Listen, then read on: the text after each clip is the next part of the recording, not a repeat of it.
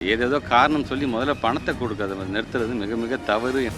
ஏன்னா ஒன்றிய அரசுக்கு ஒரு அறிவுரை சொல்கின்ற நிலைமையில் ஒன்றிய அரசு இருந்து கொண்டிருக்கின்றது.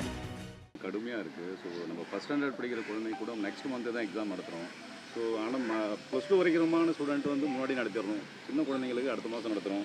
பொதுவாக இது ஒவ்வொரு ஆண்டும் பத்திரிகை துறை ஊடகத்தை சார்ந்திருக்கிற நண்பர்களும் பொதுமக்களும் வைக்கின்றது வேண்டுகோள் தான். குறிப்பாக நம்முடைய ஒவ்வொரு காலகட்டத்திற்கும் அதை முடித்து நிறைவு செய்து அடுத்த கல்வியாண்டை தொடங்க வேண்டுகின்ற அந்த ஒரு சவால்களும் நமக்கு நிறைந்து தான் இருக்கின்றது. அது அந்த சூழ்நிலைக்கு தந்தாப்புல இதுக்கு பார்த்து முடிவு எடுக்கப்படும். ப்ரீபோன் பண்ணுறதுக்கு ஏதோ வாய்ப்பு இருக்கா சார்? இல்லை, கலந்து ஒவ்வொரு சிஓஸ்டையும் பேசிட்டு அதுக்கான ஒரு கால் எடுத்துக்கலாம். சார், நேற்று இந்த எக்ஸாம் சம்மந்தமான மீட்டிங்க்கு ப்ரைவேட் ஸ்கூல் டீச்சர்ஸ் வந்து சப்போர்ட் பண்ணல, ஒரு 35% டீச்சர்ஸ் வரல அப்படின்னு சென்னையில் தகவல் வந்திருக்கு. சிஇஓ கூட வாய்ஸ் நோட் போட்டிருக்காரு, கோஆப்ரேட் பண்ணலன்னு சொல்கிறாங்க.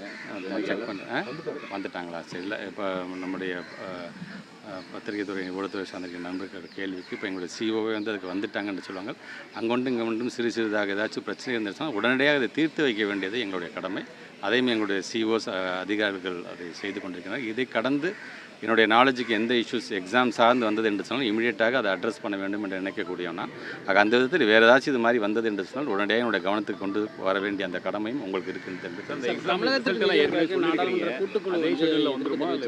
எதுக்கு நாடாளுமன்ற கூட்டுக்குழு வந்து நிதியை வந்து கல்விக்கு தேசிய குழு ஏற்றுக்கொள்ளுங்கிறதுக்காக நிதியை எல்லா விஷயத்துலையும் தான். இது வந்து அவங்க வந்து மிக ஆதங்கத்தோடே சொல்லியிருக்கிறாங்க. கேரளா மாநிலமாக இருந்தாலும், வெஸ்ட் பெங்காலாக இருந்தாலும், தமிழ்நாடாக இருந்தாலும் ஏதேதோ காரணம் சொல்லி முதல்ல பணத்தை கொடுக்காத நிறுத்துறது மிக மிக தவறு என்று அந்த கூட்டுக்குழுவே சொல்லிக்கிட்டு.